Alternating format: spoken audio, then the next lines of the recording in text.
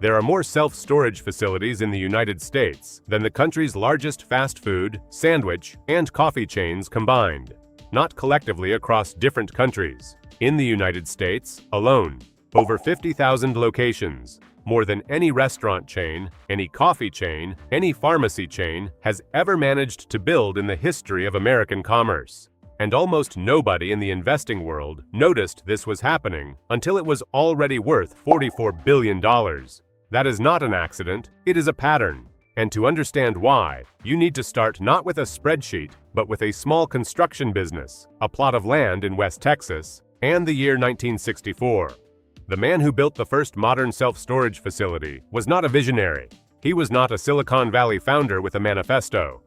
He ran a construction business, and in 1964, he built a simple structure on a piece of land he owned. A row of metal rooms with roll-up doors and padlocks. There was no clever brand name behind it, no polished identity. Just a practical answer to a practical problem. The era tells you everything you need to know. There was no brand strategy, no investor deck, no market research. He had built something he thought local businesses might use to store extra inventory, and he charged them by the month. He had accidentally invented an industry. What he built in 1964 was, stripped to its fundamentals, a radically simple economic proposition. A landlord provides a secure, accessible space. A tenant fills it with their belongings and pays a monthly fee to access it on their own schedule. The landlord maintains almost nothing. There are no toilets to fix, no light bulbs to replace inside the units, no heat to manage, no employees to staff the rooms. The tenant is entirely responsible for what goes inside. The landlord is responsible for the box. The cost structure that results from this model is unlike almost any other commercial real estate. Operating expenses at a self-storage facility, utilities, staffing, insurance, property maintenance, typically run between 30 and 45% of gross revenue. That leaves an operating margin of 55 to 70% before debt service. For context, a hotel operates at the opposite end of the spectrum. Labor costs alone in hospitality can consume 40% of revenue before a single light bill is paid. The physical product in self-storage is almost free to deliver once the facility is built. He had not designed this efficiency deliberately. He had simply built boxes and charged rent. The economics fell out of the structure of the product itself. For the next 2 decades after 1964, the self-storage industry existed almost entirely outside the attention of institutional capital. The facilities spread, first across the Sun Belt, then across the country. But they remained local. Family-owned, single-site, the kind of business that gets inherited, not acquired. The kind that never appears in a business school case study. By the early 1970s, that began to change. A small number of early operators recognized that the model could be standardized and scaled. The idea was straightforward. Replicate the product at multiple locations and access public capital markets to fund rapid expansion. This was not inventing a new business. It was industrializing one that already existed. The first company to take this model public did so at a moment when self-storage was not yet taken seriously as a financial asset. Within a few decades, that same company was generating annual revenues in the billions of dollars. The metal boxes had become a real estate empire. The reason that trajectory was possible at all comes down to something the industry calls the 5 Ds: death, divorce, downsizing, dislocation, disaster. These are the 5 life events most likely to send a person through the door of a self-storage facility. And the critical insight about the 5 Ds is not that they happen regularly. It is that they happen regardless of the economic environment, and in many cases, happen more frequently when the economy gets worse. Consider each one specifically. When someone dies, the contents of their home need to go somewhere while the estate is sorted. A house full of furniture, files, and 50 years of accumulated possessions cannot be distributed in a weekend. Storage becomes the default holding location while the legal and emotional process works itself out. The average estate settlement in the United States takes 12 to 18 months. The average self-storage rental duration is 14 to 18 months. That is not a coincidence. When a couple divorces, the marital home is typically sold, downsized, or vacated by one party. Half a household's furniture suddenly has nowhere to go. Storage absorbs the overflow during the transition. Hundreds of thousands of divorces are recorded in the United States every year. Each one is a potential storage unit rental. When someone downsizes, moving from a 4-bedroom house to a 2-bedroom apartment, or from a house to assisted living, the math of belongings versus space rarely works out cleanly. Things that will not fit in the new home, but are too valuable to discard, end up in a 10 by 10 unit in a climate-controlled facility somewhere nearby. The graying of the American population has made downsizing one of the fastest-growing demand drivers in the industry. When someone dislocates, moving across the country for a job, relocating during a relationship transition, or simply fleeing a city whose rent has outpaced their income, furniture that cannot make the move goes into storage. The rise of remote work after 2020 produced a wave of household relocations that drove occupancy rates across the industry to historic highs. And when disaster strikes, hurricane, flood, wildfire, house fire, the displaced contents of a damaged or destroyed home need immediate secure storage, while insurance is processed and repairs are made. Hurricane season in the Gulf South is, year after year, one of the most reliable demand events on the self-storage calendar. None of these events stop happening in recessions. Most of them accelerate. There is also a sixth driver that does not get a letter in the mnemonic, but may be the most powerful of all: inertia. The average American who rents a storage unit intends to use it for 3 months. They are moving or handling an estate or in the middle of a renovation. 3 months feels finite and manageable. The average actual rental duration is 14 to 18 months. The reason is simple and uncomfortable. Once your belongings are inside a storage unit, the cost and effort of removing them, renting a truck, taking a weekend to sort through everything, finding places for objects that have no obvious home, consistently exceeds the cost of paying another month's rent. The fee is small. The friction of leaving is large. Month after month, customers who plan to leave do not leave, and the monthly charge, already on autopilot, keeps clearing. This is not a predatory design. It is a structural feature of the product. The storage unit solves a space problem in the short term.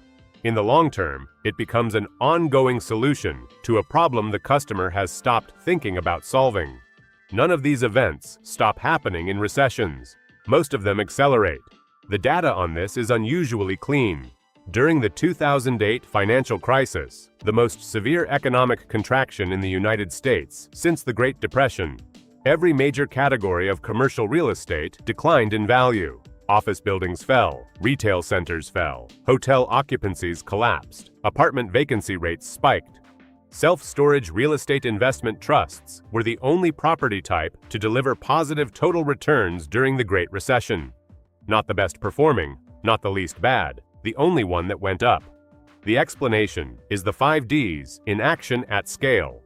In 2008 and 2009, as Americans lost jobs and income, they downsized their homes. They moved into smaller apartments. They consolidated households, adult children moving back in with parents, multiple families sharing space.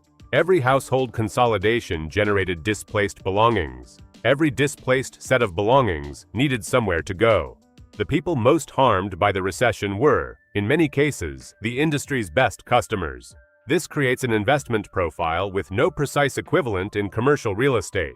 Most assets correlate positively with the economic cycle. They perform well when the economy performs well and poorly when it does not.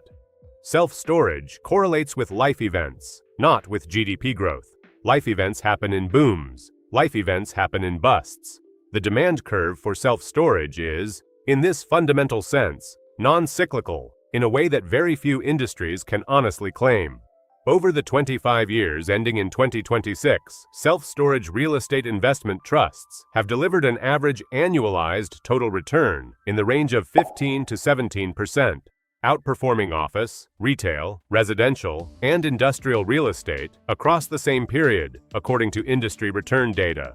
Roughly 16%, annually, from a row of metal boxes with padlocks.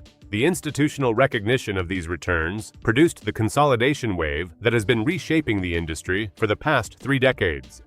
A handful of publicly traded operators now dominate the institutional end of the market. collectively managing tens of millions of square feet and generating billions of dollars in annual revenue.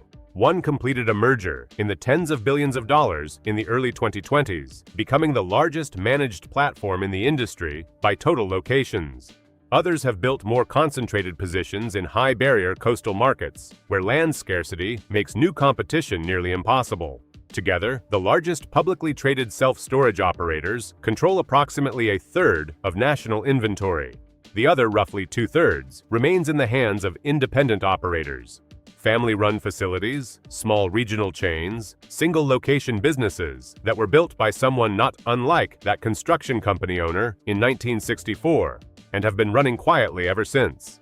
This is the structural reality that institutional investors have been systematically exploiting for decades. The playbook is not complicated. Identify an independent facility that is underpriced, undermarketed, or running without revenue management technology. Acquire it. Install dynamic pricing software that adjusts unit rates daily based on local supply and demand. Optimize digital advertising to capture online search traffic. Raise rates on existing tenants with 30 days notice, which month-to-month leases allow. Watch occupancy, revenue per square foot, and net operating income improve within 12 to 18 months. The largest operators spend tens of millions of dollars annually on digital marketing and run proprietary algorithms to bid on every local search term related to storage in every market where they operate. A family running 2 or 3 storage facilities in a mid-sized suburb cannot replicate that infrastructure. The gap between what institutional operators can achieve with a facility and what a typical independent operator achieves is the foundation of every acquisition thesis in this industry. The current moment is more honest than the past decade's narrative of uninterrupted growth. A construction boom that peaked at several billion dollars of new facility spending in 2023, the largest in the industry's history, delivered significant new supply into markets that were already well served. Average asking rents fell year over year in late 2025. Same-store revenues were flat to negative across the major publicly traded operators in 2024. This is not a crisis, it is a cycle. The self-storage industry has been through supply corrections before. It went through one in the early 2000s. It emerged from the 2008 recession as the only property type with a positive return. The fundamental drivers, 50,000 facilities serving roughly 1 in 3 American households in a country that structurally consumes more than its homes can hold, do not reverse because new supply was overbuilt for 2 years. The operators who survive cycles are the ones with the best locations, the lowest operating costs, and the most sophisticated pricing systems. The operators who acquired cheap facilities at weak locations during the boom will face the most pressure. This is how competitive markets work. The cream rises, and the rest gets rationalized. Worth noting that even after decades of this rationalization, roughly 2/3 of American self-storage facilities remain in independent hands. The consolidation that was supposed to be complete by now is still very much in progress. The industry has been consolidating for 50 years and is still more fragmented than most industries that have existed for a decade. That fragmentation is not a failure of the consolidation thesis. It is evidence of how large and distributed the underlying demand actually is. What the self-storage industry ultimately demonstrates is something that does not fit neatly into the way most people think about investment. That the most durable businesses are not necessarily the most innovative or the most visible, but the ones whose demand is woven into the fabric of ordinary human life in a way that markets cannot easily route around. People will always die. They will always divorce. They will always downsize, dislocate, and face disaster. They will always accumulate more stuff than their homes can hold. And as long as those things are true, which is to say, as long as people are people, someone will need a metal box with a padlock in a row of other metal boxes on the edge of a suburb somewhere. A construction business owner in West Texas figured this out in 1964. He had no idea what he had built. 60 years later, the industry that grew from that first padlocked door is larger than every fast food chain in America combined. The most valuable things are often hiding exactly where you stopped looking. If you want to find the next one before the institutions do, subscribe to the Economics Machine. Every week, one ordinary industry, fully taken apart. Next week, the business that sits on one of the most valuable pieces of commercial real estate in every American suburb, and makes almost nothing from the product it actually sells.